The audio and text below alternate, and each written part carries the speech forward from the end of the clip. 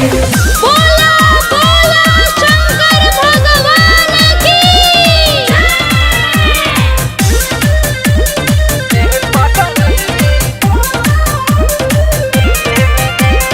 मारहला दम पे दम चिलम के धुआं, बारिश में भीजी ले हम कांपे लहरुआ। मारहला दम पे दम चिलम के धुआं, बारिश में भीजी ले हम कांपे लहरुआ। जहाँ तहाँ रुक के बारेला चिलम कहेलो जी भर जी लेवे दे। हरे बाबा के बूटी हरे पगली पीले में दे। बाबा के बूटी हरे पगली पीले में दे।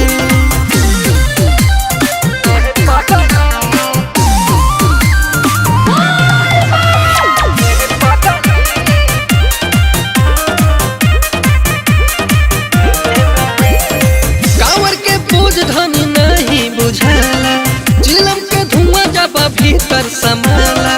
भांग पी के हो गइला तू मतवाला, लंबा डहर होवे चलल न जाला। कांवर के बोझ धनी नहीं बुझाला, चिलम के धुआं जब भीतर समाला। भांग पी के हो गइला तू मतवाला, लंबा डहर होवे चलल न जाला।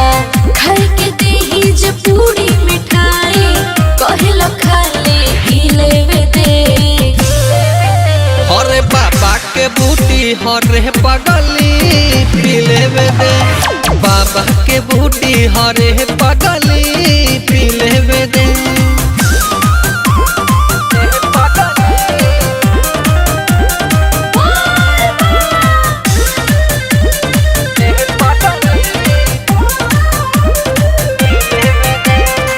सावन भर ना तू गुस्सा दिखाई हा, मन का भंगिया के पीस के ले आई हा।